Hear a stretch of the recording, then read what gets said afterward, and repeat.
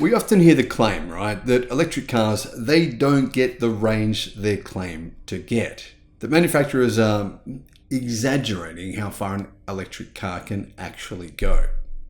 Now, sometimes that's true, but the truth is that it's more complicated than that. And the reason is because electric cars are great for certain types of driving. City driving, they're brilliant for. Highway driving, range always drops. So it's not necessarily that they're lying, but it's that, well, it's kind of you're damned if you do and you're damned if you don't. Now, the reality here is, guys, we focus so much on this issue with EVs that we're ignoring the fact that lies, damned lies.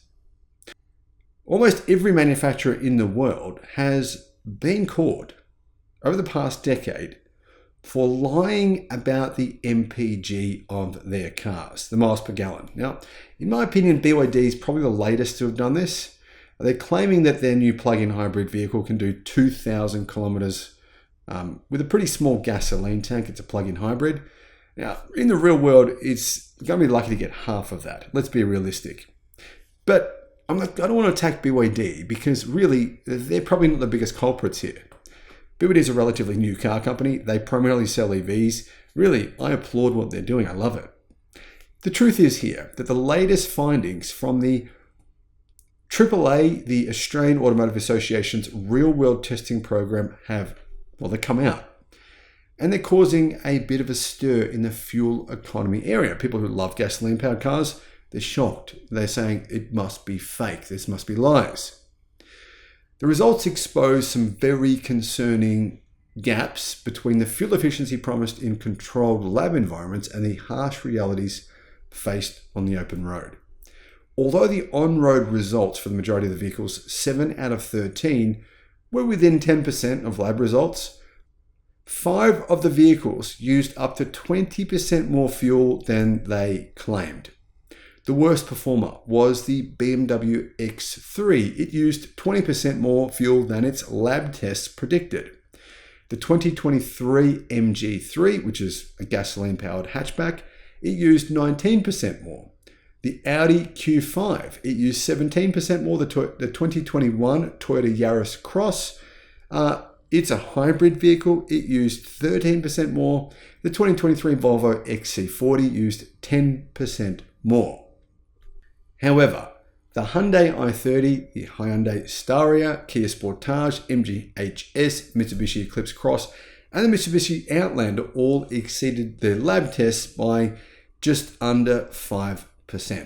Now, there actually have been some cars which have exceeded their fuel ratings and done even better than what they said they would. For example, the Kia Carnival was one of 3 vehicles tested that exceeded regulatory limits for its oxides of nitrogen. Normally, cars are putting out a lot more pollution than they say they are, but the Carnival is not one of them.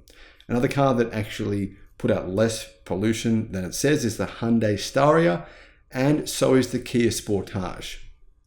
However, Chinese manufactured MG3, which of course is owned by the Chinese government, the MG3, it put out 85% more emissions, higher than its actual quoted figures, 85% more.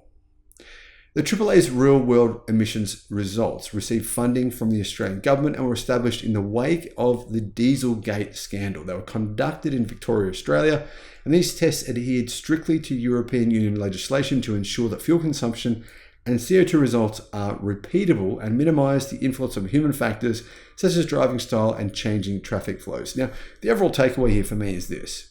How often do you find that gasoline-powered vehicles actually get, or diesel, petrol, how often do you find that they actually get their claimed miles per gallon or their claimed efficiency numbers? How often do they achieve those? A lot of people say, diesel vehicles do often will. In a highway scenario, yeah, but in terms of general day-to-day driving, drive one for a few years, and then what starts to happen, the efficiency starts to go down. You start to see huge puffs of black smoke coming out of your exhaust. Oh, hang on a minute, that didn't used to happen. Anyway, my point is this. Internal combustion engine vehicles really probably no more than 10% of the time actually achieved their claimed fuel efficiency results, particularly gasoline and petrol-powered cars. I have never gotten the manufacturer's claims in a petrol-powered car ever. I know some people say they have, but sometimes that's because we have a bit of an investment in our own product, right? We buy a product, we get invested in it because we made this financial decision, and then we like to look at the times when it does achieve it, and then we ignore the times when it doesn't. We just go, oh, it's city driving, I'm not going to count that. I'm just going to count when it's driving on the freeway. And then we sort of give these numbers to our friends and go, oh, look, my car did this. It's an amazing car. The efficiency is amazing. But then the truth is, the overall driving, day-to-day driving, the efficiency, it's often not what the manufacturers say. And for some reason, we mention this about EVs, but we never mention it about internal combustion.